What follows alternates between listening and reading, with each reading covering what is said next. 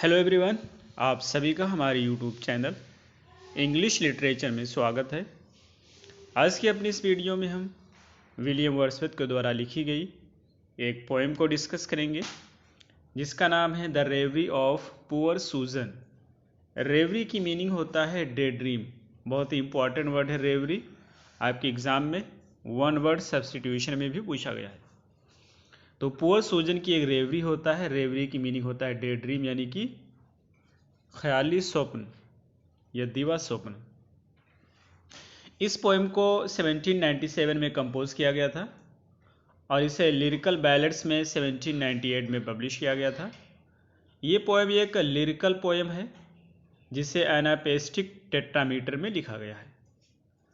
तो चलिए हम शुरू करते हैं अपनी आज की इस पोएम को। At the corner of Wood Street, when daylight appears, hangs a thrush that sings loud. It has sung for 3 years. Poor Susan has passed by the spot and has heard, in the silence of morning, the song of the bird. Poet कह रहा है यहाँ पे कि at the corner of the wood street. Would street एक जगह की नाम है लंदन में। तो पोएट कहता है कि वुड स्ट्रीट के कॉर्नर में जब सूरज की पहली किरण पड़ती है, hangs thrush that sings loud. It has sung for 3 years. Thrust एक प्रकार की बर्ड है, ये गाना गाती है तेज तेज। It has sung for 3 years, और ये 3 सालों से गाना गा रही है। Poor Susan has passed by the spot. बेचारी सूजन उस जगह से गुजरती है। And has heard, और उस गाने को सुनती है। In the silence of morning, the song of the bird. सुबह की शांति में चिड़िए की गीत को या नगमे को।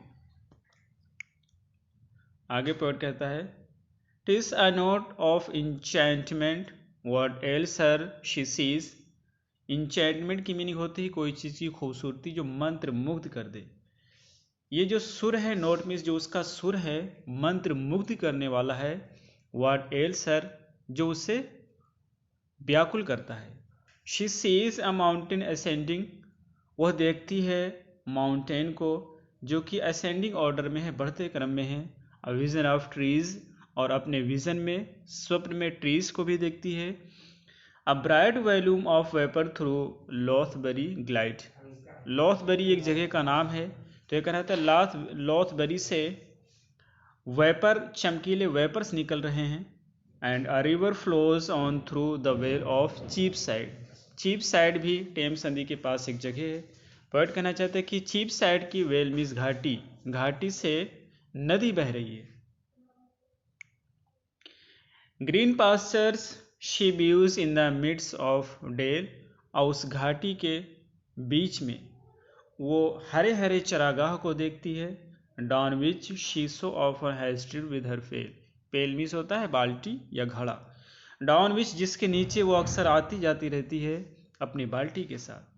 And a single small cottage a nest like a doves, और वो कहती है कि वहीं पर एक छोटी सी उसकी कुटिया है, डब्स यानी फाख्ता के घोंसले की तरह।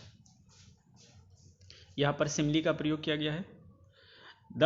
The one only dwelling on earth that she loves, और कहती है एक ही एक ऐसी रहने की जगह या यही एक कुटिया है जिससे वो बहुत प्यार करती है। कौन? सूजन।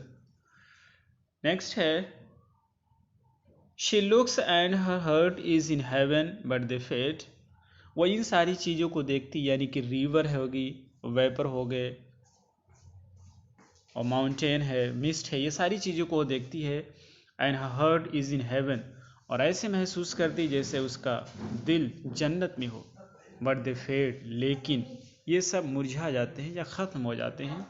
The mist and the river, ये जो कुहासा है, ये जो नदियाँ हैं। The hill and the shade, ये जो पहाड़ी है और छाव है। The stream will not flow, और अब वो नदी नहीं बहती है। And the hill will not rise, और वो ऊँचे ऊँचे माउंटेन भी नहीं दिखाई दे रहे। And the colours have all passed away from her eyes, और वो जो रंग हैं, जो दृश्य हैं, वो सब उसकी आंखों से गायब हो गए हैं, आंखों के सामने से। तो ये रही हमारी आज की पोएम। होप आपको समझ आया होगा। फिर मिलते हैं अगली वीडियो में। Till then take care.